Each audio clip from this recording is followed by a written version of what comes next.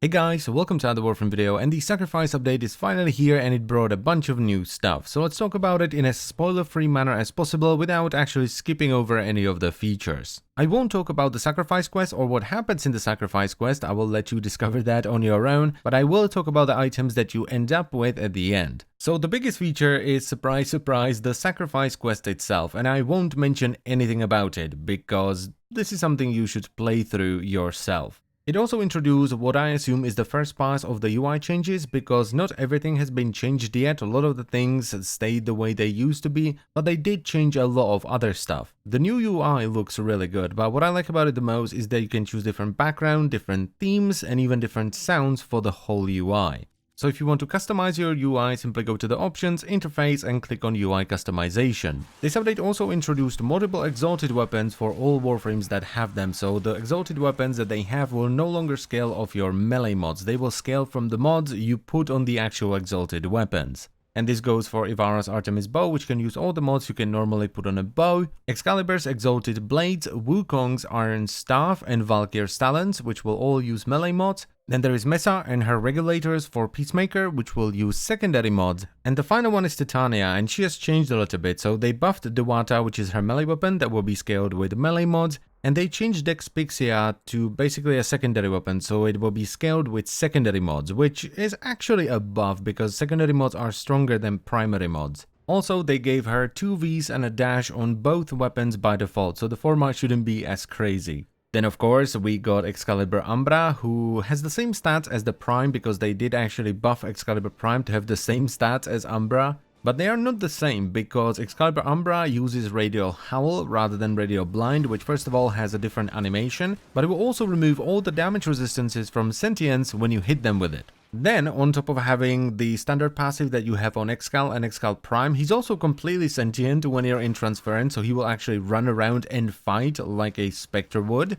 And probably the biggest difference is that he has 3 Umbra Polarities. This is a new type of polarity that you only have on Umbra and his weapon that I will talk about in a little bit, and it comes with 3 Umbral mods. We have Umbral Fiber, then we have Umbral Vitality, and Umbral Intensify. These are kind of like set mods because they get stronger the more of them you equip. Now these are basically prime mods, so they're very expensive to max out, but you need to equip all of them to get their full power. If we for example look at Umbral Fiber, it's basically just steel fiber with a little bit of tower resist on its own. Now you can use these mods on a normal frame, and they're just like a prime mod, they don't stack with their regular counterpart. The problem with these is that you need to equip all of them to get the full power, they drain an immense amount of capacity just like a prime mod, and you can't add an Umbra Polarity through Forma, which means that if you want to use these on a normal frame, you will have to Forma around them, so basically everything, and hope that you have enough capacity left to put them on.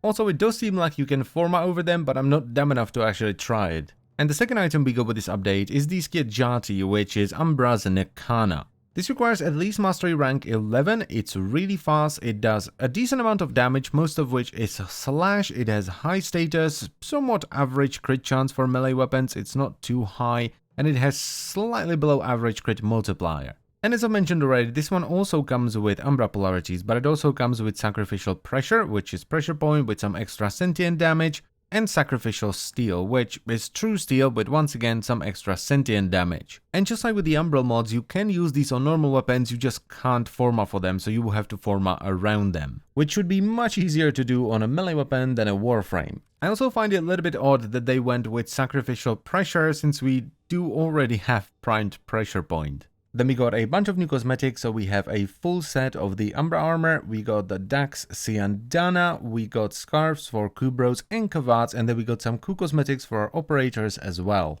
They also introduced a bunch of new items to the Ostrom vendors in Cetus as well as Onko in the Sanctuary.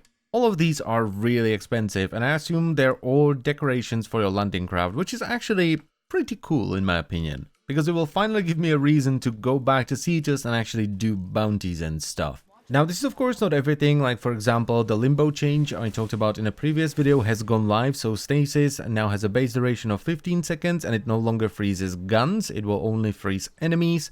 And there's a bunch of other miscellaneous stuff, tweaks, fixes, changes and stuff like that. but I'm not gonna read them all. Instead, I will put a link to the forum post in the description down below, because I just wanted to cover sort of the meat of this update. And as always, I thank you very much for watching. I hope you've enjoyed the video and the sacrifice quest if you're on PC as well, and I will see you next time. Bye bye.